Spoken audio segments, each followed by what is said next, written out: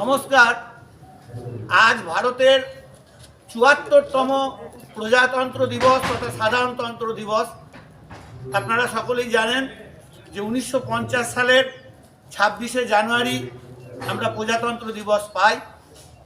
এই দিনটিকে স্মরণীয় করে রাখতে আমরা কাশিরাম দাস বিদ্যায়তনের তরফ থেকে যে উদযাপন অনুষ্ঠানের আয়োজন করেছি, তার সভাপতি হিসাবে বিদ্যালয়ের প্রধান শিক্ষক মাননীয় শ্রী কমলকান্তি দাস মহাশয়ের নাম আমি প্রস্তাব করছি।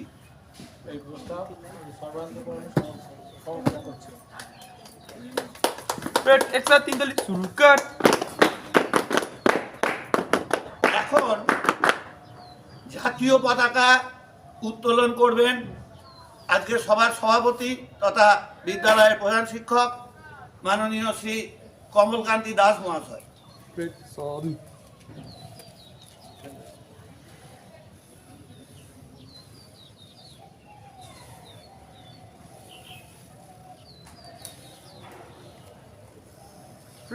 राष्ट्र सैल्यूट करेगा।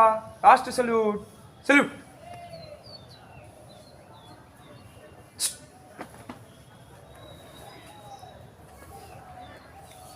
ভারতবর্ষ ১৯৪৭ সালের ১৫ই আগস্ট স্বাধীনতা পেলেও গত বছর আমরা স্বাধীনতার ৭৫তম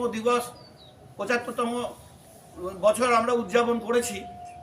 তো ভারত স্বাধীনতা পেলেও ১৯৪৭ সালে কিন্তু কোনো লিখিত সংবিধান ছিল না। ২০০ বছর ইংরেজরা তাদের নিজেদের মতন করে যেভাবে চালিয়েছে সেই শাসনই চলছিল। ১৯৪৯ সালের ২৬শে নভেম্বর গৃহীত হলো B.R. আম্বেদকরের নেতৃত্বে সংবিধানের খসড়া কমিটি এবং সেটা প্রকাশিত হলো ১৯৫০ সালের ২৬শে জানুয়ারি। সেখান থেকে আমরা স্বাধীন সংবিধান পাই। সেই সংবিধানে ধর্মনিরপেক্ষ, সমাজতান্ত্রিক, গণতান্ত্রিক, সাধারণতন্ত্র বা প্রজাতন্ত্র বলে উল্লেখ আছে। এই কথাগুলো আমাদের মাস্টারমশাই বলবেন খুব সংক্ষিপ্তভাবে। বিদ্যালয়ের ইংরেজি বিভাগের শিক্ষক শ্রী মাননীয় মধুসূদন মণ্ডল মহাশয়।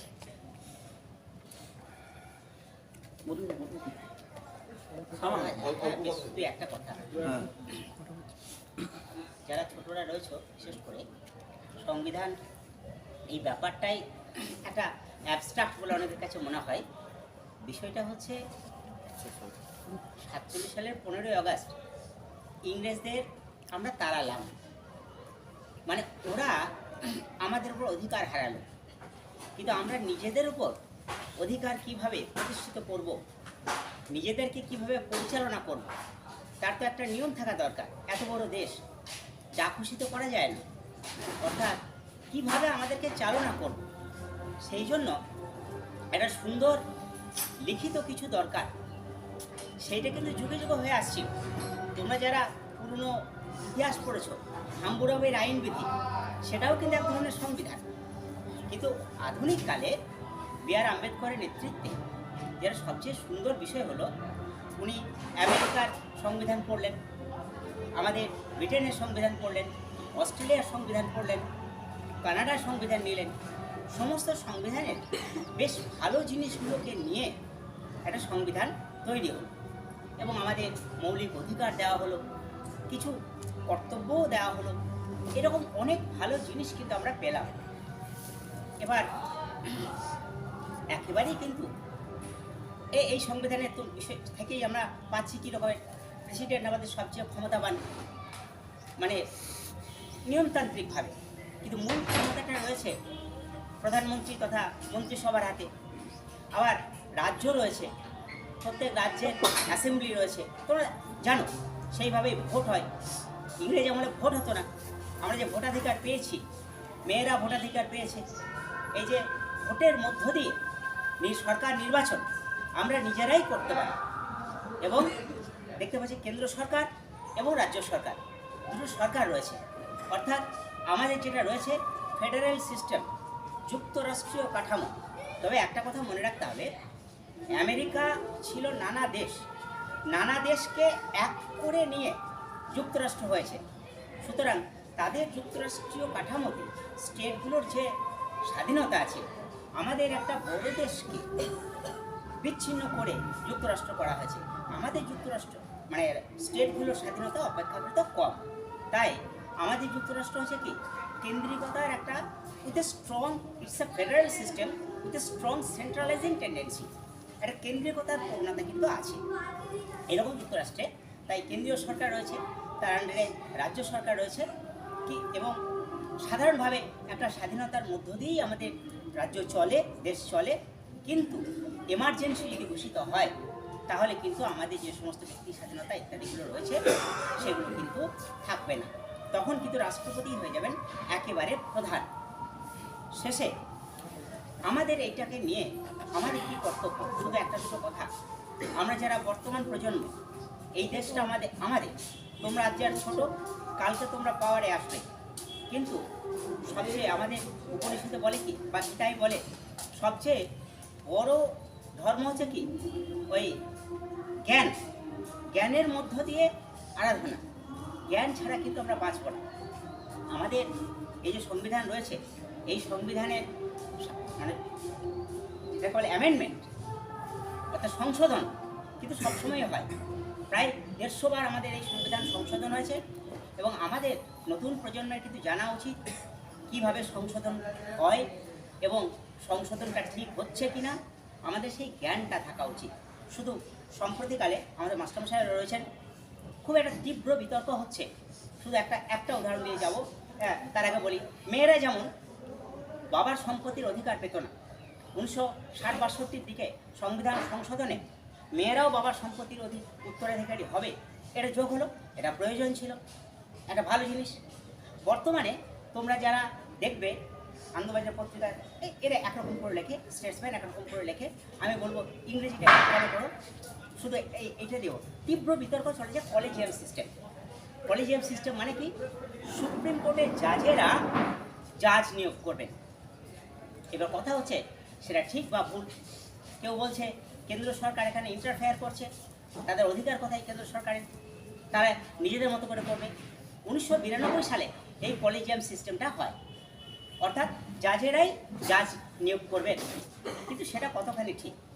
একজন মানে প্রাক্তন জাজ দিল্লি হাইকোর্টে তিনি বললেন কি, সুপ্রিম কোর্ট কনস্টিটিউশনকে অর্থাৎ সংবিধানকে হাইজ্যাক করছেন।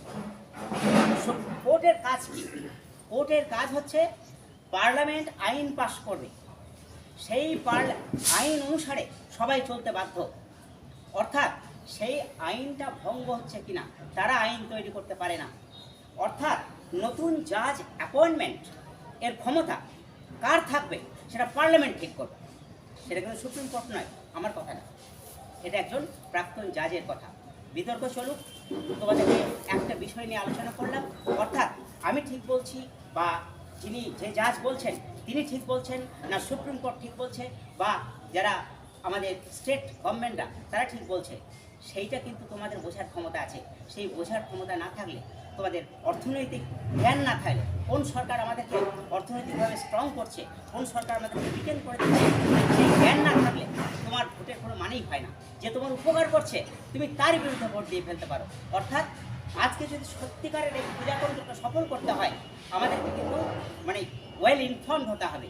আমাদেরকে মনে রাখতে হবে দেশকে বাঁচাতে গেলে, যারা ইংরেজদের হাত থেকে দেশকে স্বাধীন করেছে তাদের এই পতাকাকে সামনে নিয়ে যেতে গেলে আমাদের সর্বার এই মুহূর্তে দরকার নিজেদেরকে স্ট্রং শরীর তৈরি করা, সত্যিকারের চরিত্র তৈরি করা এবং ওয়েল ইনফর্মড হওয়া, কে ভাই কে দুশ্মন, তবেই আমরা সত্যিকারের প্রজাতান্ত্রিক হতে পারবো। এবং তোমাদের সুন্দর ভবিষ্যৎ কামনা করে দেশের এই প্রজাতন্ত্র দীর্ঘজীবী হোক এবং আমরা উত্তর শ্রীবৃদ্ধি করি, এই আশা নিয়ে আমার বক্তব্য শেষ করছি। নমস্কার, জয় হিন্দ।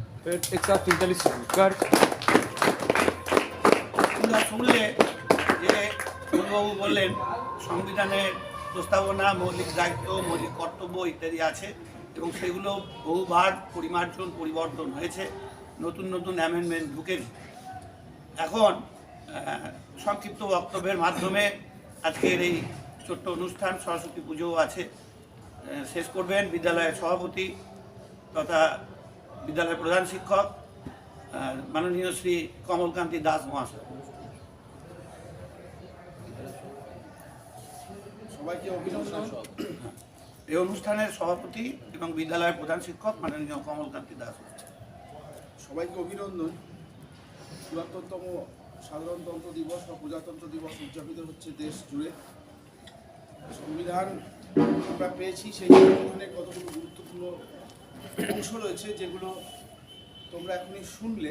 আজকে একটু বড় করে উদযাপন করার পরিস্থিতি নেই, কারণ আজকে সরস্বতী পুজো, সামনেই মণ্ডপ তৈরি করা হয়েছে। একই দিনে দুটো বড়সড় কি বলবো অনুষ্ঠান পড়ে গেছে। ৭৪তম স্বাধীনতা প্রজাতন্ত্র দিবস যেমন, তেমনি স্বাধীনতা দিবস। সংবিধানের কথা তোমরা শুনলে আরও ব্যাপকভাবে। আসলে সংবিধান রক্ষার আজকে একটা দিন। সংবিধানের পবিত্রতা, অখণ্ডতা, আমাদের দেশের যে অখণ্ডতা রক্ষার দিন। কারণ আমাদের দেশটা হচ্ছে কীরকম, সেকুলার, সোশ্যালিস্ট, ডেমোক্রেটিক রিপাবলিক। অত্যন্ত গুরুত্বপূর্ণ চারটে কথা। যদিও সেকুলার এবং সোশ্যালিস্ট এই কথাগুলো সংবিধান যখন প্রণেতারা লিখেছিলেন, সংবিধান বিভিন্ন দেশ থেকে তথ্য সংগ্রহ করে বা যুক্তি গ্রহণ করে, তখন ছিল না, এটা পরে এসেছে। যাই হোক, বিভিন্ন দেশ থেকে, USA, Canada, Irish Republic, Germany, UK অর্থাৎ যুক্তরাজ্য যাকে বলে, ইউনাইটেড কিংডম, সমস্ত জায়গার সংবিধানের ভালো বিষয়গুলোকে একত্রিত করে আমাদের যে সংবিধান প্রণেতা যারা ছিলেন, তারা এই সংবিধান রচনা করেছে।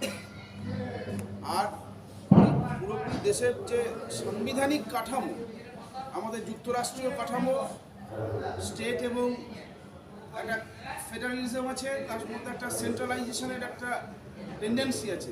খুব সুন্দর কথাটা শুনলাম আজকে। আমেরিকার মতন ঠিক নয় কিছুটা। আমেরিকায় ডুয়াল সিটিজেনশিপ আছে। ক্যালিফোর্নিয়া যে বাস করে তার দুরকম নাগরিকত্ব থাকে। সে ক্যালিফোর্নিয়ার যেমন নাগরিকত্ব সে পেতে পারে, অ্যাজ ওয়েল অ্যাজ সে গ্রেটার ইউএসএ তাদের নাগরিকত্ব পেতে পারে। এবং ক্যালিফোর্নিয়ায় বাস করে সে যদি কোনো অপরাধ সংগঠিত করে, তাহলে এই স্টেটের নিজস্ব আইনে তার বিচার হতে পারে। আমাদের দেশে এরকম নেই। আমাদের দেশের যে বিচার ব্যবস্থা, সংবিধান গোটা দেশের জন্য একই রকমভাবে স্বীকৃত। কিন্তু আমেরিকা বা এই ধরনের ফেডারেল কান্ট্রিগুলোতে বিভিন্ন রাজ্যে কোথাও ফাঁসি আছে, কোথাও নেই, মানে সর্বোচ্চ যে শাস্তির বিধান, কোথাও যাবজ্জীবন কারাদণ্ড আছে, এরকম সব ভাগ আছে। তো আমাদেরটাই উৎকৃষ্ট, সব থেকে সুন্দর গণতন্ত্র, সব থেকে বড় প্রজাতন্ত্র, ধর্মনিরপেক্ষ এবং সমাজতান্ত্রিক প্রজাতন্ত্র। সমাজতন্ত্রে আমরা বিশ্বাস করি। আমাদের মহান যে রাষ্ট্রনায়ক যারা ছিলেন, সুভাষচন্দ্র বোস, জওহরলাল নেহেরু ইত্যাদি এবং বড় বড় মানুষরা সমাজতন্ত্রে বিশ্বাস করি। তিনটে স্তম্ভের ওপর আমাদের সংবিধান দাঁড়িয়ে আছে। একটা হচ্ছে এক্সিকিউটিভ, একটা জুডিশিয়ারি এবং একটা হচ্ছে লেজিসলেচার। তোমরা পড়বে এগুলো। লেজিসলেচারে আইন প্রণয়ন করছেন, আইন তৈরি হচ্ছে। এক্সিকিউটিভ যারা আছেন তারা সেই আইনটাকে এক্সিকিউট করছেন for the benefit of the common people of the country. সাধারণ মানুষের কল্যাণার্থে সেই আইনটাকে প্রয়োগ করছেন। আর জুডিশিয়ারিতে যারা বসে আছেন তারা দেখছেন যে সেই আইন যেটা লাগু হলো ঠিকঠাক হলো কিনা, বা তার কোনো অ্যাবারেশন হচ্ছে কিনা, তার কোনো পার্টারবেশন হচ্ছে কিনা, তারা এটাকে ফলো করছেন বা দেখছেন। গণতন্ত্রের স্তম্ভ সারা পৃথিবীর বুকে ভারতীয় গণতন্ত্র একটা আদর্শ, একটা নমুনা, একটা উদাহরণ। সমস্ত দেশ প্রশংসায় পঞ্চমুখ হচ্ছে যে এত বড় দেশ, এত মানুষজন, তা সত্ত্বেও একটা সূত্রে সাংবিধানিকভাবে সব আবদ্ধ হয়ে রয়েছে। আইনি দিক থেকে, সংবিধানের দিক থেকে, গণতান্ত্রিক দিক থেকে কীভাবে আবদ্ধ হয়ে রয়েছে এটা তো রহস্য। যাই হোক, অত্যন্ত ভালো দিন আজকে। তো আমাদের গণতন্ত্রের জন্য একটা পবিত্র দিন, গোটা পৃথিবীর জন্য আজকে একটা গুরুত্বপূর্ণ দিন, ভারতীয়দের জন্য নয়। পৃথিবীর সর্ববৃহৎ গণতন্ত্র আমাদের, আমরা সেই দেশের নাগরিক, আমরা গর্বিত। প্রতি বছর আরও নতুনভাবে, নতুন উদ্যমে এই দিনটা আসুক, আমরা আরও সুন্দরভাবে পালন করি, ছড়িয়ে দিই আজকের দিনের বার্তা। এই বলে সবাইকে শুভেচ্ছা জানিয়ে শেষ করছি। Fred Exastintalis Speaker.